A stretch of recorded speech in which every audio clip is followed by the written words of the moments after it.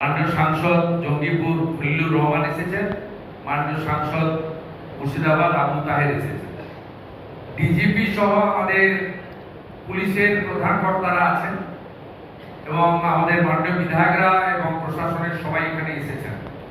আমি প্রথমে আপনাদের ধন্যবাদ জানিয়ে অল্প কিছু কথা বলবো মিটিং এর উদ্দেশ্য। আমরা মাত্র এক মাস কয়েকটা দিন হয়েছে, নতুন সরকার, নতুন দল, নতুন ব্যক্তি, নতুন মুখ, নতুন নাম, আমরা দায়িত্ব নিয়েছি।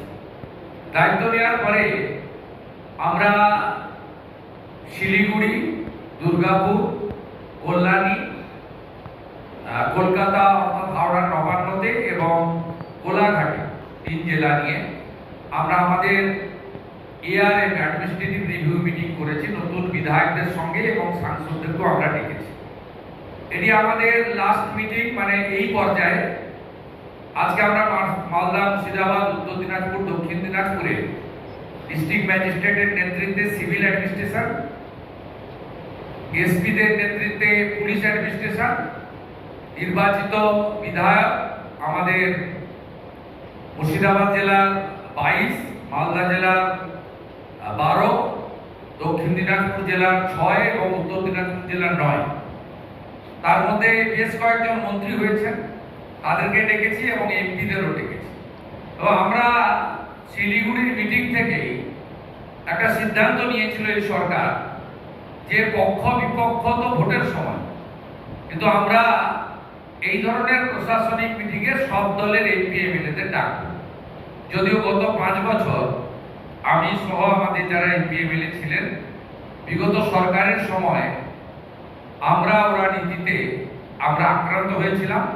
আমাদের কোনো প্রশাসনিক সভায় ডাকা হতো না, আমাদের এমএলএ ল্যান্ড, এমপি ল্যান্ডের টাকা খরচ হতো না, আমাদের এসপিডিএমরা তো দূরের কথা, যদিও তারা ট্রেনিংয়ে পরিষ্কার বলা আছে পাবলিক রিপ্রেজেন্টেটিভদের সঙ্গে কি ব্যবহার করবেন।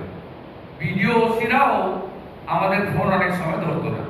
যাই হোক, আমি অত্যন্ত খুশি প্রথম শিলিগুড়ির মিটিংয়ে কোনো বিরোধী বিধায়ক না এলেও পরবর্তীকালে কল্যাণী, নবান্ন এবং আমাদের কোলাঘাট, আজকে এখানে অনেক বিরোধী দলের বিধায়ক সাংসদরা এসেছেন সরকারকে সহযোগিতা করার মানসিকতা নিয়ে। আমরাও এই মিটিংটা করেছি নতুন নির্বাচিত বিধায়কদের সঙ্গে আপনাদের সমন্বয় করিয়ে দেওয়ার জন্য। কেন সমন্বয়? তার কারণ হলো বর্তমান উদ্ভূত রাজনৈতিক পরিবেশ পরিস্থিতিতে আমাদের অর্থ কমিশনের অর্থ সহ বেনিফিশিয়ারি সিলেকশনের ক্ষেত্রে ত্রিস্তর পঞ্চায়েত এবং পৌরসভা কর্পোরেশন